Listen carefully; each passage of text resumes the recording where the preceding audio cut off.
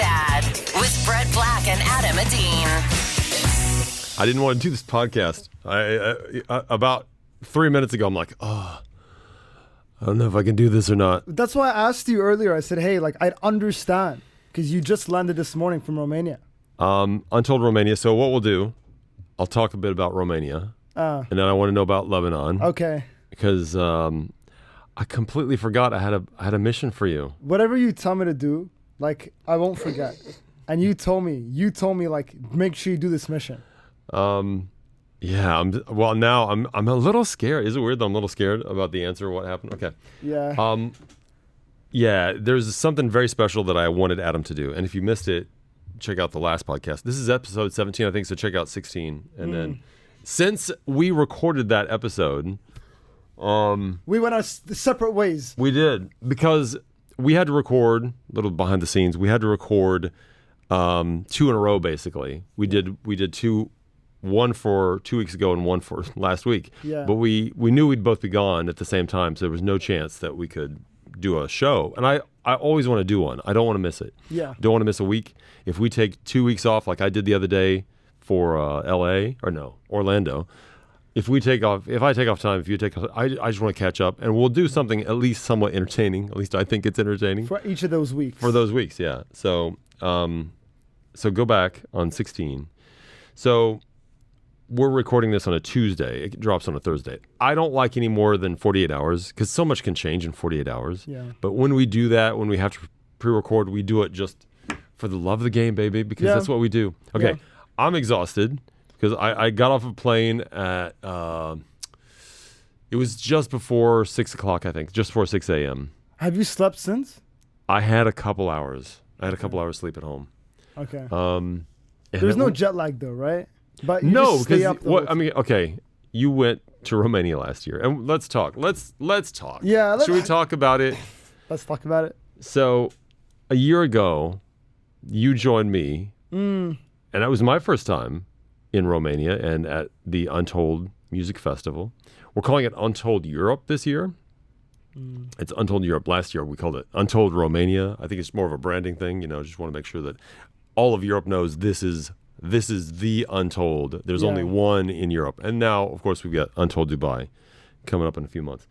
So I will start by having you tell me about Lebanon. Your thoughts. No. Oh, okay. Thoughts about, because I went this year without you. You came last year, and we had a big bonding.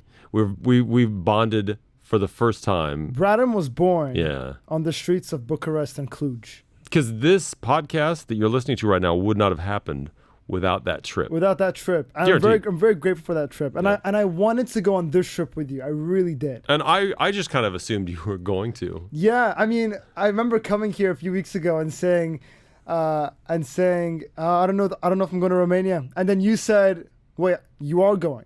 Because you were going, confirmed. Yeah. And so you assumed if I'm going, I mean, Adam's going to come. Yeah, because it was so good. It was so good. Yeah. But and I don't want to hurt you now, but I'm going to hurt you a little bit. I want you to stab me in the throat. Just like give it to me straight. I think the phrase is stab me in the heart. Oh. Stab me in the throat. That's violent.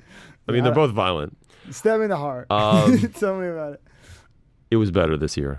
Oh, no way. The experience was better. It looked amazing. Yeah. It looked like, and it has nothing to do with the fact that you weren't there. I don't want you to think, it was seeing better. all the videos, I was like, wow, like I could tell it was so awesome this year. I think because we had done it all before, I knew this year what to expect. There weren't as many surprises, and I could also see, okay, how can we make what we did last year even better? And also having a bunch of the team there. Yeah, we had more people. Yeah. So last year, I don't know if you felt it, and I don't even know if I felt it, but there was more pressure on me to perform last year because it was pretty much me. Because you were still really fresh on radio. So when it comes to the interviews and all that stuff, a lot of it was down to me, which is fine. I'm here for the pressure, baby. But when you don't know what you're doing, and you've got all these new people, like with the Untold people, I hadn't met them before, so there's a lot of that. Like, I'm a little bit of a fish out of water. This year, I was like, I know this place now a bit, and now I can take a bit of ownership over it, And so now I kind of know where they're coming from, what they want to do with this festival, and obviously the reason we go is to really hype up Dubai because, Untold Dubai is in its second year. So not to say that we didn't do great work last year, because we did. It was good. It was even better this year. And we had James. James was phenomenal. James is our PD, our program director, which I think in my world from the U.S., it's always PD, program director, but I think he's content director. I think they call it content director now. But he used to be on air. And so he knows what makes good radio and good content. And he's a killer video editor. So he's like, unfortunately, one of our guys, we have a digital guy that could not get a visa. It just didn't come through on time, which was so sad. Ralph, right? Poor Ralph. Man, Ralph should have been there. But man, I'm so glad James came, because he was filming, editing, coming up with some ideas. I was coming up with ideas too, but it was a collaboration, and it was just so good. And then we had Jacob. Yeah. And Jacob was great. He was able to do, some really good work. And we both just kicked out so much stuff, both on air and on social media. There was so much content. Yeah. And as we speak, there's so much that hasn't even been posted yet. I know stuff that I did that's like, I wonder when that's coming out. I can think of at least 3 different pieces, a couple of interviews I did that haven't been done. But also our poor digital team here in Dubai was working feverishly to try to get that stuff out. So it's just a lot. It's a big effort. I'm thinking next year.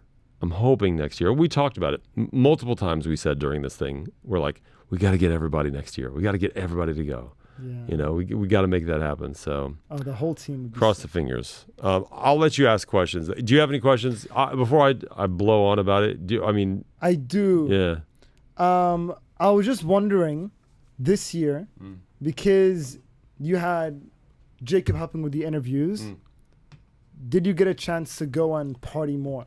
Because I remember last year, you were sitting waiting for a lot of the artists and stuff. So I kind of realized you weren't really going down and partying as much as you would have liked. Right. The only time I saw you actually having a good time in the audience, because you weren't you were just working most of the time, right? Yep. You where you weren't thinking about work was Lenny Kravitz.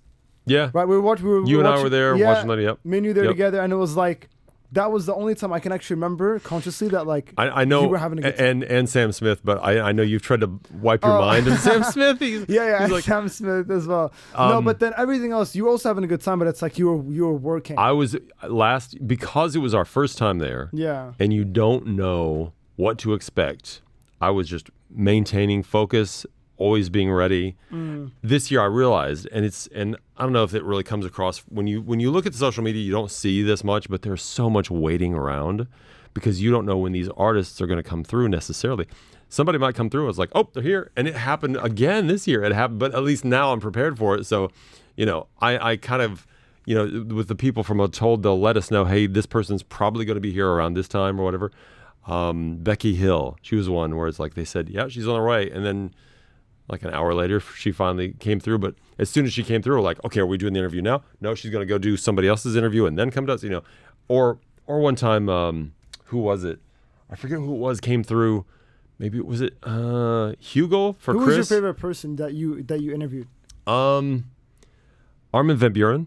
Yeah. He was so open, and he was talking about his therapy and how he's had to work on himself, and how sometimes he has to choose a soccer practice over a huge paycheck, and that's got to play with your mind. Wow. So he went from 150, 200 shows a year or whatever. Now he's down to 70, which is still a ton. That's still working more than once a week. And when you have to travel and stuff, that's a lot. Yeah. Always having to travel at least once, if not more times per week internationally would be exhausting.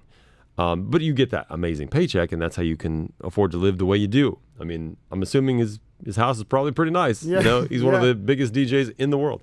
So he was very, he was very open, and we had a great conversation. So was Becky Hill. She was really good. She also, we had a lot of therapy moments on the couch this year. I don't know why. Maybe it was me. Maybe I brought it out. I'm not sure why, but I asked Armin if he was happy. He's like, yeah, I'm happy, but it's been a journey to get there. It's and I said, if you have it all, which on the outside it looks like he has it all. He's got the job. He's on the cover of Men's Health. The dude is jacked. Wow. Yeah.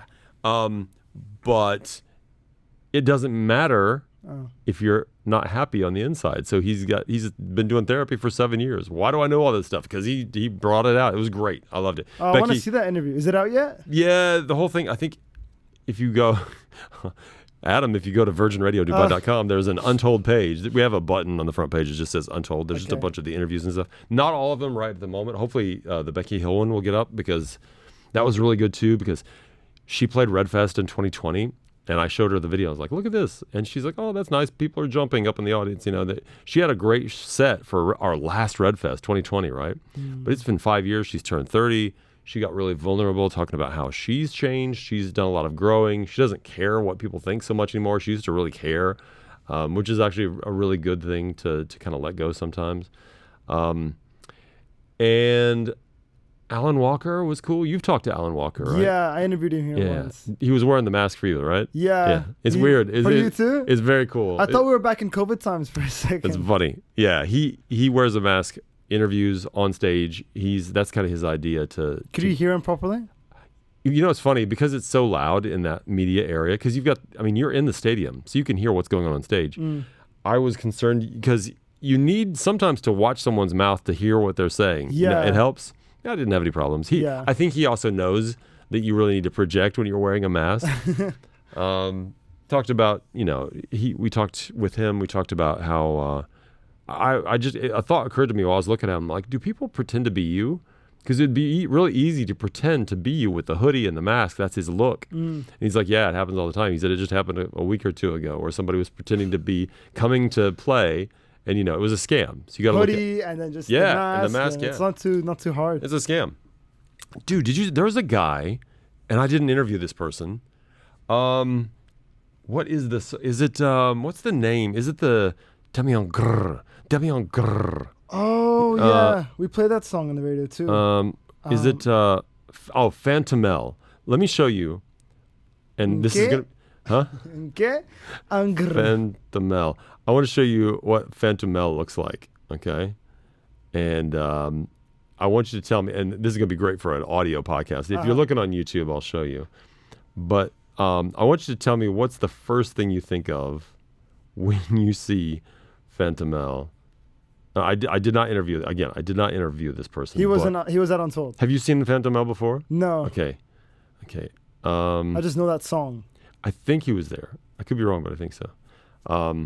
All right, when I show you this, what do you think of?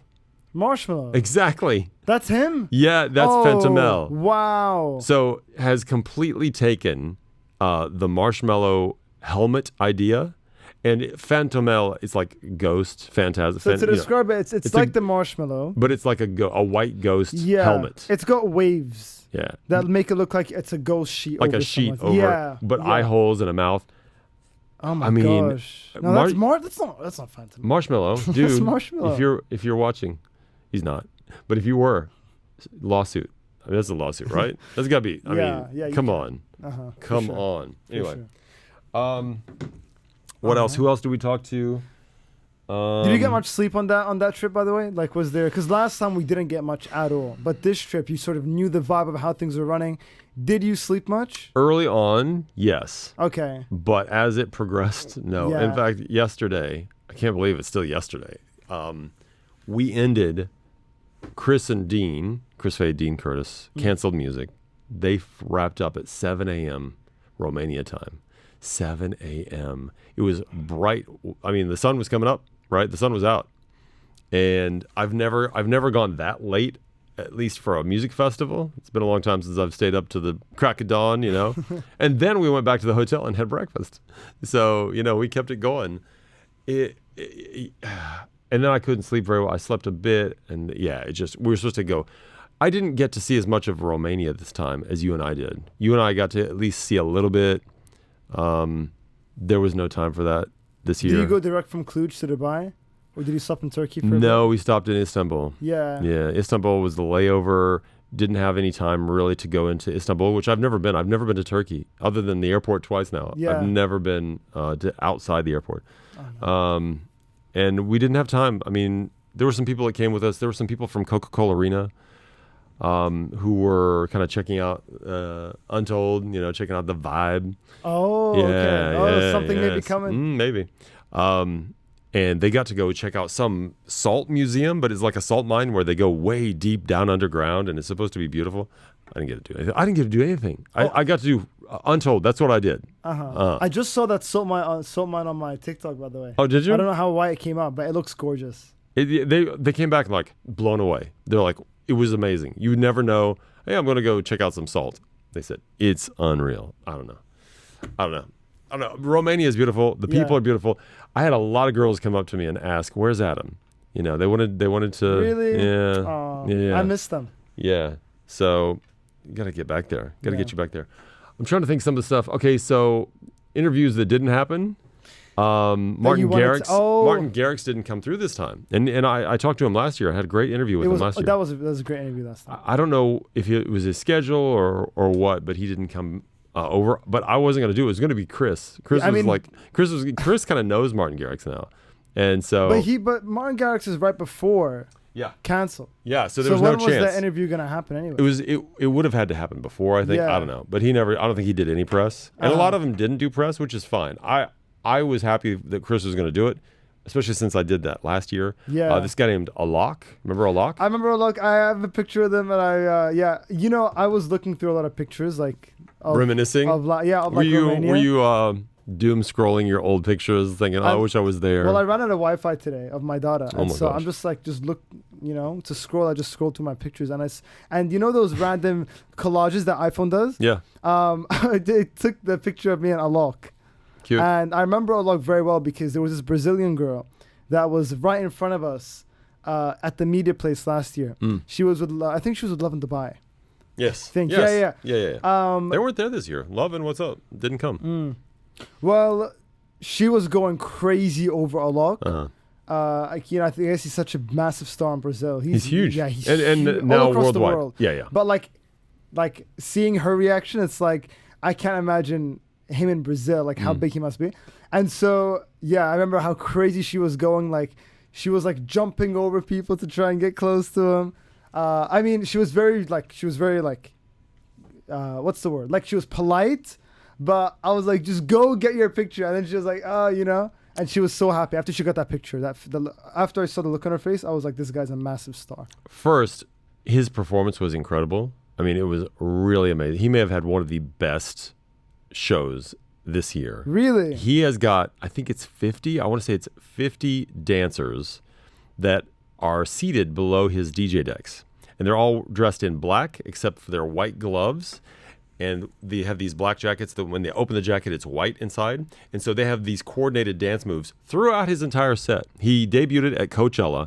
If you want to look at it, go look at his Coachella performance, or if you can find the Untold performance. I think we actually might have it. Yeah, check out that. It's on virginradiodubai.com under the Untold page. Click on that, and there should be the Alok performance.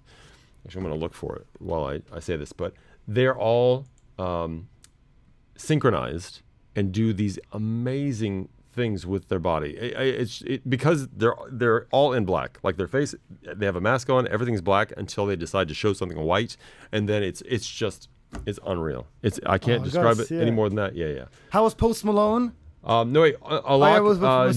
Jacob spoke with Alok. Okay. He was only supposed to have a few minutes. He did a fun interview because he came out of the show because Alok came into the media area after his show, which I like better because there's no time constraint, right?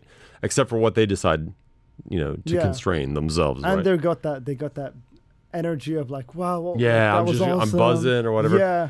So Jacob sat down. He's only supposed to. They said 5 questions, right? Jacob is fangirling over this guy, which I completely understood because it was so good. I would say after about the 10th question, and his manager is over my shoulder being Oh, I remember them always doing that. Yeah. But he was easily 10 questions into a 5-question interview. And then I figured Jacob is going to wrap it up. And then he's like, so where do you see the future of music going? This is that's one of those questions that could go on. Alok loves to talk. And he was totally into it. And so he gave this answer, and then Jacob said, okay, one more question. And then James had to come in and say, no more questions. Then Locke's like, nope, I'll take this question. You know, he's like, really? I have to see this. So That's so good. We did a thing, and I don't think we put, again, this is another one of those videos that we haven't put out yet. I had a Labubu, and I showed it to every artist to see if they knew what it was, to get their reaction. Some great reactions. It was really good. Anyway, that was his last question, was like, what's this? So it was fine, but it was just like, it was one of those things where it's like I don't know if he perceived how long the interview was going, but we all did. All of the rest of us did. Let me look. I want to see if Alok is on virginradiodubai.com. Click on Untold. I'll take this question. Yeah. No. Because, you know, and I don't know if he really cared or he just didn't want to be the bad guy. Because when you're a celebrity, you have a certain status and your time is super precious. You never want to look like the bad guy, or you shouldn't want to look like the bad guy. So you have somebody else do it for you.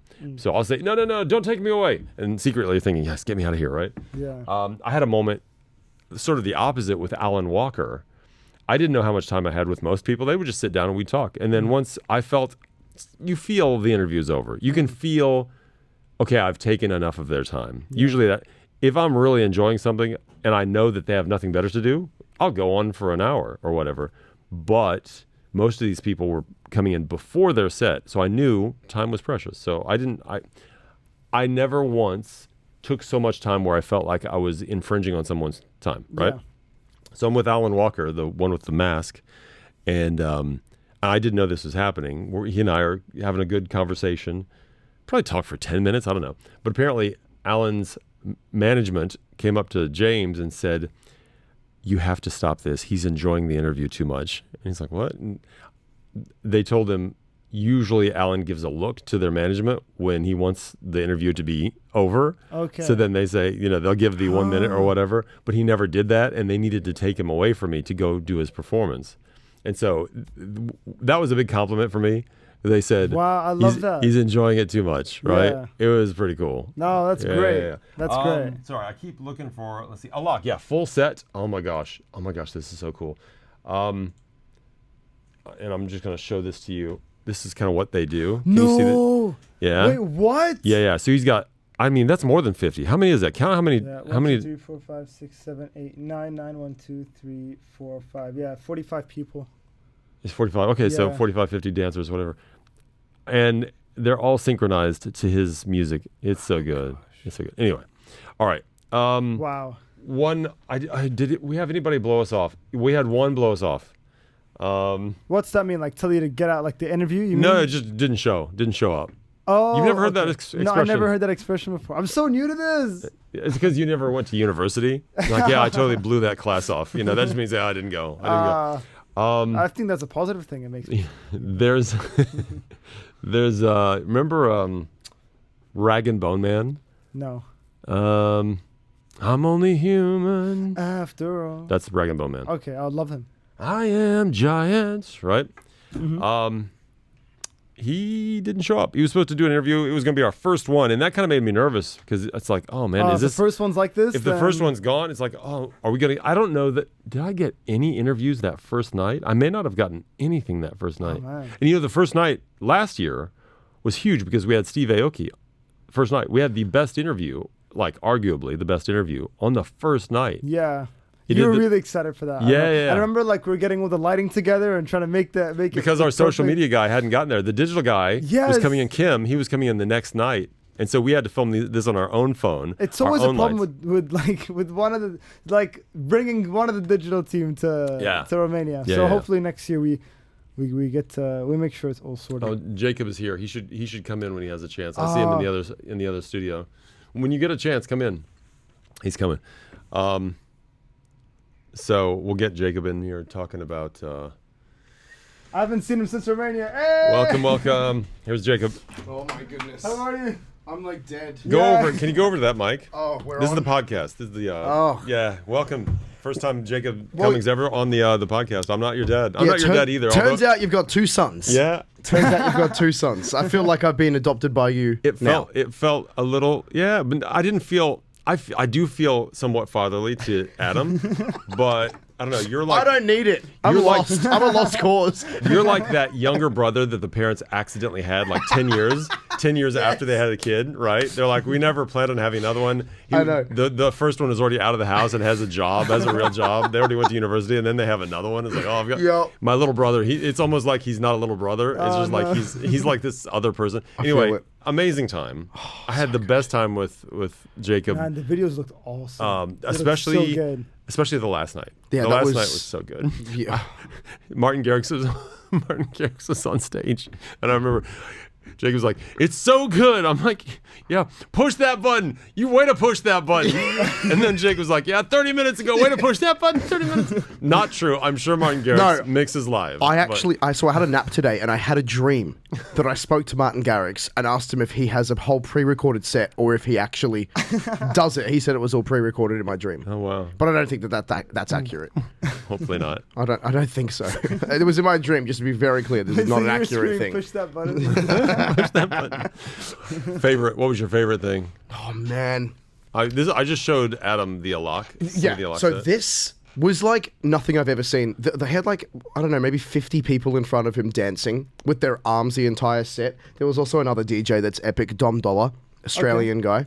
I didn't see that. Was not on the main stage, right? No, he was in the indoor one. It was called the Galaxy stage. Yeah. Wow, that was insane. And then of course, cancelled music. Yeah. Yeah, Can't go past that. Yeah. They made me feel like the morning came very quick because they got on stage while it was still dark and then finished while it was light.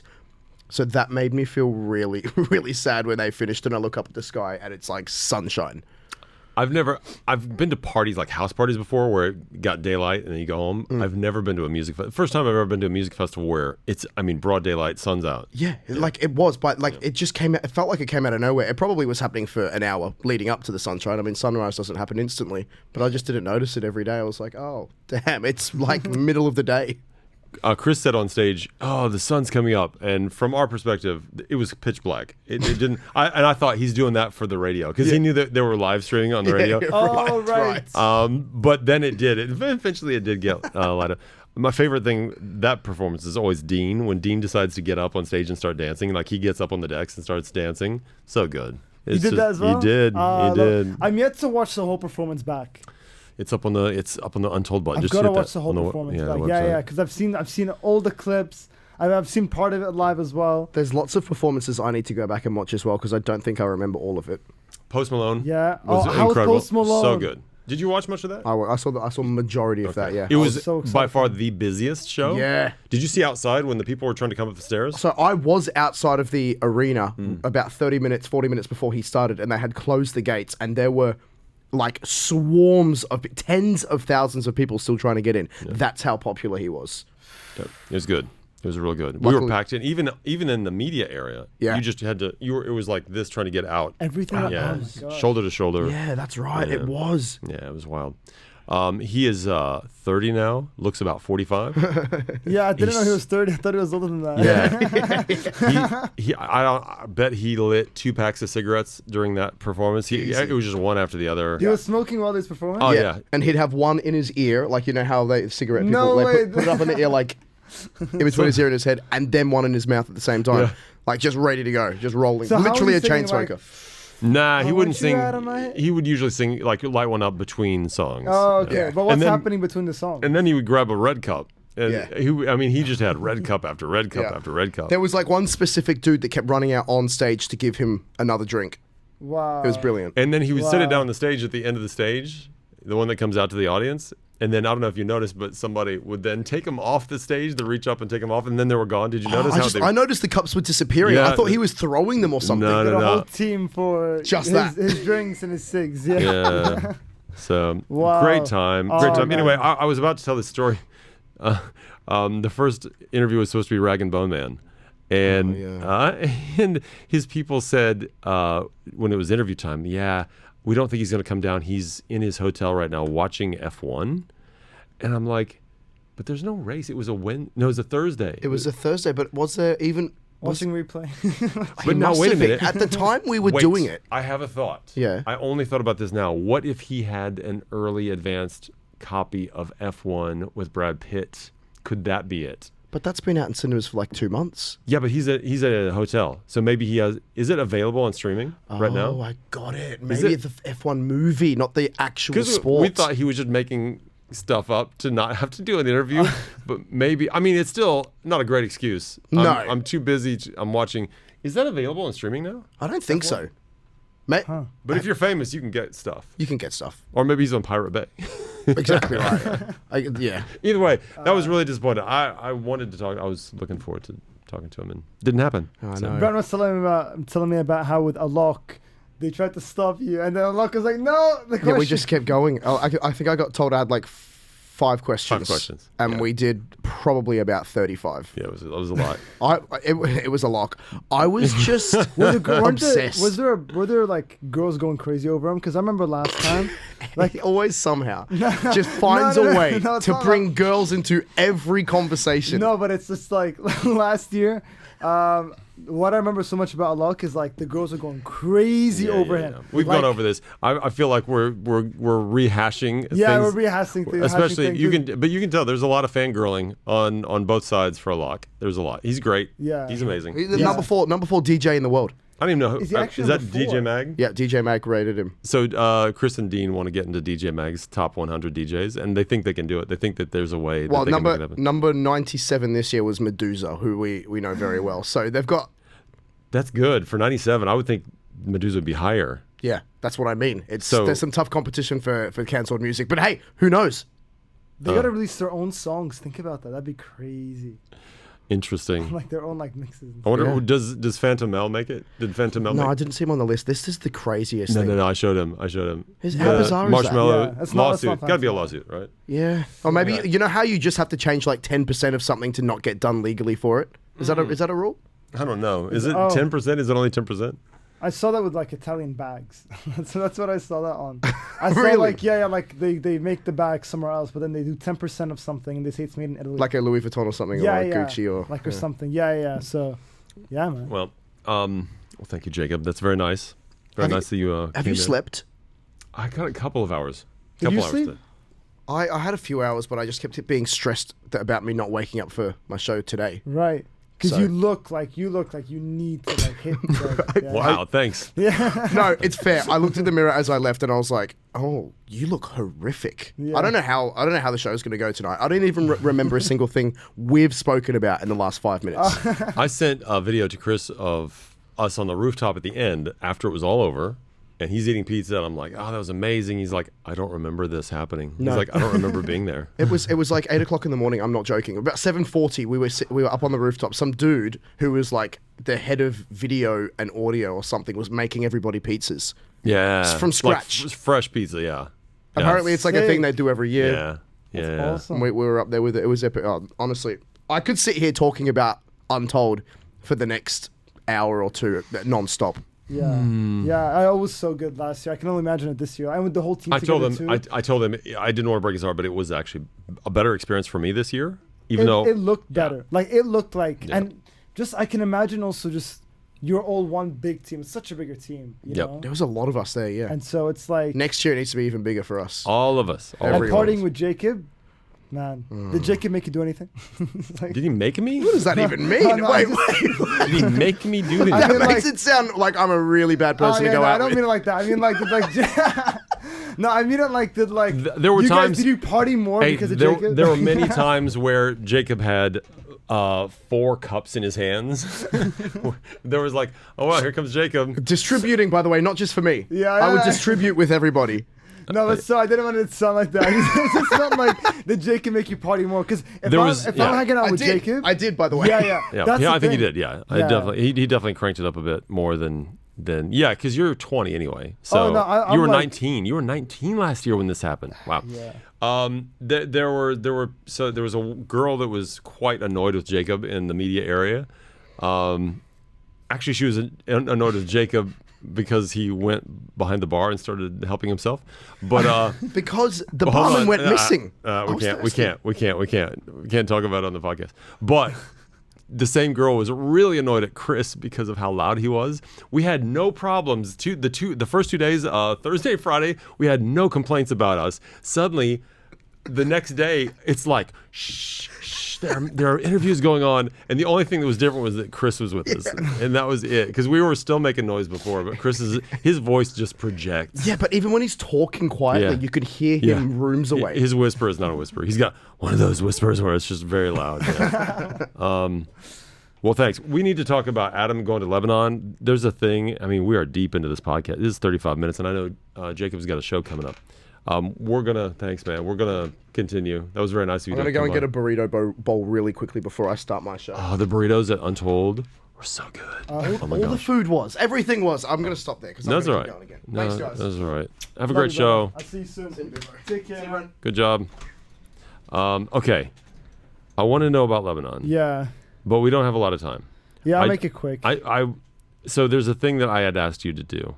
You did. So there was this guy you met called Michel Sfer. Oh wow! You know his name better than I do. I said it the Lebanese way too, Michel Sfer. So good. And the thing with him is, you and Eve met him. Yes, 2018. 7 years ago. Which is wild, right? And he was old then. He was old then, and he creates brass jewelry. Yes. Right? Especially a lot of rings he makes, right? Mm-hmm. We bought one. It's one of Eve's favorite possessions now because it was one of our earliest moments together. It was our first trip together internationally. And so this ring means a lot to her. We do the whole story in the last episode. If you want to listen to the last episode to get the whole story, but I did ask you, I said, okay. You said, go find him if you can and find out if he's still alive because he was ancient 7 years ago. So looking at the picture, you can tell he was old, yeah. But he was so wholesome. The energy was young. And I remember you said, if you find him, give him some money. Yeah. Well, yeah. And also get a selfie. Get a selfie, yeah. And tell him we say hi. 100%. Yep. And so I was on a mission. I found a hostel in Beirut. Mm-hmm. I got the hostel. My friend that lives in Beirut found out I booked the hostel. He said, I don't care. You're staying at my place. He picked me up. He said, you're not leaving this room. You sleep here. I remember you said you were torn. Should you stay at a hostel to have that experience? I went to a hostel. Yeah. I paid for it, yeah. which isn't that expensive anyway, but I paid for it. I was ready to go. Yeah. And then, when I visited my friend, he's like, I am not letting you leave this house. You're not going back to that hostel. You're sleeping here. It's just like the hospitality in Lebanon is insane. Of course. Did you tell him? Did you explain why? I told him why, and then like his mom was like making me coffee, and then like his brother was also, and I'm like, you know what, like. Then you have to drink the coffee because it's an insult, and then it's an insult if you don't stay. Exactly. So I went to the hostel to get my stuff, and I went back to his house, and he was with me the whole time, waiting downstairs. You're coming back in this car. That's sweet. But anyway, I stayed in Beirut just for that. I had a few of things I had to do in Beirut I love doing there. But just for my mission for you. But that was, I would usually stay up in the mountains and then go to Beirut for a day. Yeah. Because of the mission, I stayed in Beirut. Wow. And so well, I was determined. Okay. Start from the beginning. How did you go about the attempt to find this guy? I tell my friend who lives in Beirut, I said, bro, do you know this guy? I showed him the picture. Showed him the picture. He goes, what's his name? I said, his name is Michel Sfer, and he stays around this area. And he goes, I have no clue. I've never heard him in my life. I said, okay, we got to go to the area where he is, which was a place near Mar Mikhail, which is a famous street in Beirut. And so we plan a date to go. We go, and we just start asking people, do you know Michel Sfer? Do you know this guy? Both of you? Both of us, oh yeah. My gosh. Do you know this guy? Do you know this guy? And they go, no, I don't. I said, do you know this area? Yes, we know this area. So we're slowly getting closer to a shop. And then we keep asking people. Because I gave you the map. You gave me the map? The approximate area where the photo was taken. Because I have all the metadata. Yes, you did. That has the location of where the photo. A lot, by the way. Yeah. We found his shop on Instagram. Oh, wow. And so we also had the location there. So we were following that. I didn't even know the shop had Instagram. So yeah, we just looked up Michel Sfer and we found it somehow. Wow. So we get there. We got almost to a shop and no one could tell me, about it. I'm like, what? Like he's supposed to be in this area. Something must have happened to him. We thought, because like people would have known. Yeah. Then we find his shop and it's closed in the middle of the day. Daytime, yeah. We found him. It was nighttime. Yeah. And I actually have a picture of the exact background of your picture. Oh wow. Yeah. So just daytime and nighttime. Yeah. So we knew we were in the exact spot. So it was still kind of the same in the picture because I had heard a few changes. Yeah, there was the bomb affected them pretty bad, it seems. Yeah. But overall, not everything was gone. Yep. I guess they recovered it really well. Yeah. I mean, it's the most famous street in Lebanon, I think, right? I kept hearing about it. So like they would have fixed it up pretty good. And so we found a number on the Instagram, which we should have just called earlier, but we wanted it to be an adventure. I like it. I like the adventure. Yeah. We wanted it to be an adventure. And a woman answers the phone. And my friend's speaking to him because like his Arabic's fantastic. Mine's good, but it's not great. So like he goes, he says in Arabic, he says, is this the number of Michel Sfeir's shop? And they go, yes. He goes, have you seen Michel Sfeir? And she goes, he passed away 3 years ago. Oh, yeah. 3 years ago. 3 years ago. So he made it through the blast. He made it through the blast. COVID. He made it through COVID. I don't know. Did you ask why? Did you ask how he passed away? No, I didn't. I mean, he was old. He was old. And the one on the phone was his wife. Oh, wow. Also a Sfeir. And so I get her number and I just say, where do you stay? And they go, I stay up in the mountains. And I said, and I told my friend Mark, I said, all right, leave it with me. I was like, I called her 2 days later. I said, hey, I want to go give you some money because I had a budget to give to Michel Sfeir. Can I come up to your vision? She's like, and she says, where are you right now? I was in a place called Bramana next to my village. My village is Alayf, and if you know Lebanon. But I was in Bramana for a night, and I thought, let me just go. And it was like an hour drive, 45-minute drive. And so I'm calling, and she's like, لا ما تيجي, don't come. التاكسي بيكون أكتر من $100 أصلاً. I was like, I'm gonna give you $100. That's my budget. I'm like, can I come? And she goes, no, the budget to drive there with a taxi is over. It's more than $100. Wow. Which is not true. Okay. She just didn't want you. Yeah, it was probably like 25. Yeah. But like, she's like, it's fine. In Lebanon, you're just like, ما بدي عزبك. I don't want to annoy you. I don't want to trouble you. Yeah, I don't want to trouble you. Like, ما بدي عزبك. Don't come. And then I was like, I'm coming and I'm gonna give you the money. She's like, okay, thank you so much. And you could tell she might have, I don't know if she needed it, but I booked a taxi. Taxi comes. And how much did you spend in the taxi? And as go ahead. I get in the taxi, and as I walk in, I get a call from her again, and she's crying. It sounds like she's crying over the phone, and she says, my sister just went to hospital. Something with her heart. Oh my gosh. I'm not gonna be home today. Oh. And don't bother coming. It's a long drive. And I was like, are you sure? Can I come tomorrow? She's like, if you can come tomorrow, that'd be great. But I was traveling 2 days later. I really couldn't make it to that village the next day. I didn't end up seeing her. And that's the end of the story. That's the last time I spoke to a Sfeir. But that's amazing that you did that. That's very kind of you. Super kind of you even think about giving them money. Oh, no. Awesome. I was going to, man. But the shop was still there. The shop was there, but it was closed. Like, it was like you know when they bring the thing down?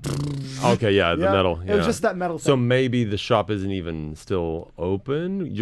Could you tell it? No, I asked people around the shop, is it still open? Yeah. And I don't know, I got like a half response. I don't know, like they sometimes. Yeah, it's one of those things. That's what I got. So I'm good. The name is still there. Well, hey, mission accomplished. You got the answer. It was the answer we were hoping for. But it was a good adventure. Yeah. And Michel Sfeir. Yes, man. Great man. Yes, man. He was great. He was a fun guy, super sweet. And well, thank you for doing that. Of course. It means a lot to me that you tried. I did. I really did. I don't know what I'm gonna have to tell Eve. I think do you want me to call Eve? No, I think we should just let her watch the podcast okay. So I get the extra view. Gotta get them views, baby. Right? Yes. Briefly, because we're like, oh man, we're getting up to like what 45 minutes here. Yeah. Lebanon. Amazing. I kept running into second and third cousins because the village I'm from, we're all related somehow. Right. So like I'm in my village and like people that I went to school in Lebanon for 3 years, 3.5 maybe. I was in Alay, my village. I love LA. Yeah, yeah. I lived there for 3 years. Yeah. And so like, I spent a lot of time there. I saw all my friends from school, and then my friends that I didn't know very well as well, recognized me from TikTok. They knew I was on the radio. Whenever my friends would introduce me to someone, they'd say, oh, this is the guy in radio in Dubai. And they'd say, oh my gosh, man, I've heard about you, you know? Hey. And it was sort of like coming back of like, wow, like I'm doing something outside my own city. Like it feels pretty good. But, big man. Yeah. But no, it was like my favorite part about it was just like seeing all the people that I knew everyone's last name. It's so weird. Like it's like my hometown. I met this guy once in my life. I know his last name. Yep. It's weird. I know his last name. I know he has two brothers. You know all these things about these people just from when you were a kid. And now seeing all of us as men with beards driving. There's this one of my neighbor who I remember like him being so much younger than me, like was now a taxi driver at like 17 years old. And like he was taking me I'm like, bro, you have a beard, you're a taxi driver, you make money, and you're 17. I remember playing football with you downstairs, and you know, like you couldn't really kick a ball properly, but I was like, it's so weird, but it was so awesome seeing, wow, like all of us I grew up with, we're all big boys and girls now. Wait till they start having kids. Oh my gosh. They get obviously marriage first and then kids, and then, you know, then you start seeing them, you know, get older. It's crazy. You never think about it because as kids, when we grow up, we just think everything stays the same. You know, you don't realize, man, no, things don't get the same. Yeah. The people you thought were old when you were little, suddenly you're that. And it's like, you realize how that's not old, whatever old is. Like somebody in their 30s is like, whoa, that's old, you know? Yeah, for sure. So I can imagine that. Yeah, life is crazy, man. Favorite thing about Lebanon? Favorite thing, other than what I just said about the people, Yep.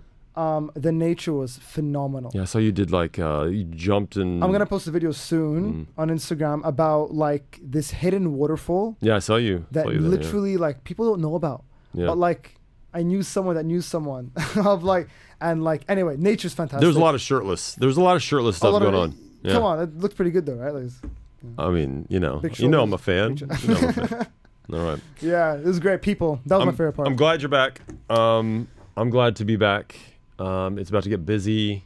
I feel like the last month and a half has been somewhat slowish around the UAE. But things get real busy real fast. So before we finish this, when are we doing the shawarma? We need to do 7 shawarmas in 7 Emirates in 7 hours. 7 hours. Right?